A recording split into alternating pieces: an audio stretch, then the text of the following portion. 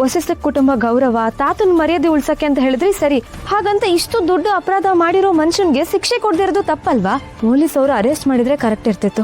ಒಬ್ಬ ಕೊಲೆ ಮಾಡೋದಕ್ಕೆ ಪ್ರಯತ್ನ ಪಟ್ಟವನ್ನ ಹಾಗೆ ಬಿಟ್ಟಾಗಲ್ವಾ ಇದು? ನೀವು ಅವ್ರನ್ನ ಕ್ಷಮಿಸಬಾರ್ದಿತ್ತು. ಸಮುದ್ರನ ಮೇಲಿಂದ ನೋಡಿದಾಗಾದ್ರೆ ಆಳ ಗೊತ್ತಾಗಲ್ಲ. ನಿಜ ಹೇಳ, ನಂಗೊಂದು ಅನುಮಾನ ಇದೆ. ಏನ್ ಅನುಮಾನ? ಇದ್ರ ಹಿಂದೆ ಅಪ್ಪ ಒಬ್ಬರೇ ಇದ್ರೆ ಅಂತ ನಂಗೆ ಅನ್ನಿಸ್ತಾ ಇಲ್ಲ. ಇಲ್ಲಿನೋ ಬೇರೆನೇ ವಿಷಯ ನಡೀತಿದೆ ಅಂತ ನನಗೆ ತುಂಬ ಸ್ಟ್ರಾಂಗ್ ಆಗಿ ಅನ್ನಿಸ್ತಾ ಇದೆ. ನಾವು ಏನು ಕಣ್ಣಾರೆ ನೋಡ್ತಿದ್ದೀವೋ ಅದಕ್ಕಿಂತ ದೊಡ್ಡದಾಗಿ ಬೇರೆ ಏನೋ ಆಗ್ತಿದೆ. ಅಂದ್ರೆ ಇಷ್ಟು ವರ್ಷ ಅಪ್ಪನ ಕಣ್ಣಲ್ಲಿ ನನ್ನ ಮೇಲೆ ಬರೀ ದ್ವೇಷ ಮಾತ್ರ ನೋಡಿದ್ದೀನಿ. ಆದರೆ ಇವತ್ತು ಅದೇ ವ್ಯಕ್ತಿ ನನ್ನ ಕಾಲ್ ಕೆಳಗಡೆ ಕುಸ್ತು ಕಣ್ಣೀರು ಹಾಕ್ತಿದ್ರಲ್ವಾ? ಆ ಕಣ್ಣೀರಲ್ಲಿ ನನಗೆ ಪಶ್ಚಾತ್ತಾಪ ಮಾತ್ರ ಕಾಣ್ತಿಲ್ಲ, ಬೇರೇನೋ ಭಯ ಕಾಣ್ತಿದೆ. ಅವ್ರು ಈ ಥರ ಇದ್ದಿದ್ದನ್ನು ನಾನು ಯಾವತ್ತೂ ನೋಡಿಲ್ಲ. ಇದ್ರ ಹಿಂದೆ ಬೇರೆ ಏನೋ ಇದೆ. ನನಗಂತೂ ಒಂದು ಸ್ವಲ್ಪನೂ ಅರ್ಥ ಆಗ್ತಿಲ್ಲ. ಇಲ್ಲಿ ಎಲ್ಲನೂ ತುಂಬಾ ಕ್ಲಿಯರ್ ಆಗಿದೆ. ಇಷ್ಟು ವರ್ಷ ನಿಮ್ಮ ಮೇಲೆ ಇದ್ದಿದ್ದ ದ್ವೇಷನ ಅವರು ಈ ರೀತಿ ತೀರ್ಸ್ಕೊಂಡಿದ್ದಾರೆ ಅಷ್ಟೇ. ಅಷ್ಟೇ ಅಲ್ಲ ನಿಧಿ, ಇದ್ರ ಹಿಂದೆ ಭುವನೇಶ್ವರಿ ಅವ್ರ ಕೈವಾಡ ಇದೆಯಾ ಅಂತ ನಂಗೆ ಡೌಟು. ನಿಮಗೆ ಯಾಕೆ ಹಾಗೆ ಅನ್ನಿಸ್ತಿದೆ? ಯಾಕಂದರೆ ಅವ್ರು ನನ್ನ ಹತ್ರ ಚಾಲೆಂಜ್ ಮಾಡಿದರು.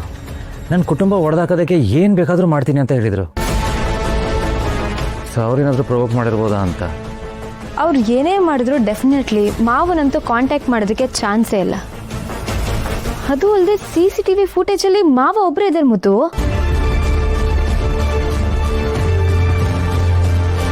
ಆದರೆ ನಾವು ಅಂದ್ಕೊಂಡಷ್ಟು ನೇರವಾಗಂತೂ ಈ ವಿಷಯ ಇಲ್ಲ.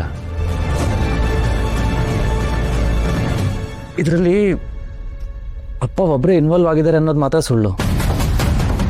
ಅವ್ರನ್ನ ಯಾರೋ ಮುಂದೆ ಬಿಟ್ಟಿದ್ದಾರೆ, ಹಿಂದೆಯಿಂದ ತನ್ನ ಕೆಲಸ ಸಾಧಿಸ್ಕೊತಿದ್ದಾರೆ. ಸೂತ್ರ ಗೊಂಬೆ ಕೆಲಸನ ಅಪ್ಪ ಮಾಡ್ತಿರೋ ಹಾಗಿದೆ. ಅದಕ್ಕೆ ಅವ್ರನ್ನ ಅರೆಸ್ಟ್ ಮಾಡೋದು ಬೇಡ ಅಂತ ಅಂದಿದ್ದು. ನೀವು ಹೇಳೋದನ್ನ ಇಲ್ಲ ಅನ್ನೋಕ್ಕಾಗಲ್ಲ. ಇಷ್ಟೆಲ್ಲ ಪ್ಲಾನ್ ಮಾಡಿದ್ದಾರೆ ಅಂದರೆ ಇದನ್ನು ಒಬ್ಬರಿಂದನೇ ಮಾಡೋದಕ್ಕೆ ಸಾಧ್ಯ ಇಲ್ಲ. ಆದರೂ ನನಗೊಂದು ಆಶ್ಚರ್ಯ ಆಗ್ತಿದೆ, ಕೇಳಲ್ಲ? ಕೇಳಿ. ಎಂಥ ಸ್ಥಿತಿಲೇ ಇದ್ರೂ ತುಂಬ ಕಾಮಾಗಿ ಯೋಚನೆ ಮಾಡ್ತಾರಲ್ಲ, ಅದು ಹೇಗ್ರಿ ಆಗುತ್ತೆ? ಪ್ರತಿ ಘಟನೆಗೂ ಒಂದೇ ಮುಖ ಇರಲ್ಲ ನಿಧಿ. ಆಳಕ್ಕಿಳ್ದಾಗಲೇ ಸತ್ಯ ಗೊತ್ತಾಗೋದು. ಅದು ನಿಜನೇ. ಇದರಿಂದ ಯಾರಿದ್ದಾರೆ ಅಂತ ನಾವು ಪತ್ತೆ ಹಚ್ಚಲೇಬೇಕು, ಬಿಡೋ ಮಾತೇ ಇಲ್ಲ. ಬಟ್ ತುಂಬ ಕೇರ್ಫುಲ್ಲಾಗಿ ಮಾಡಬೇಕಾಗುತ್ತೆ.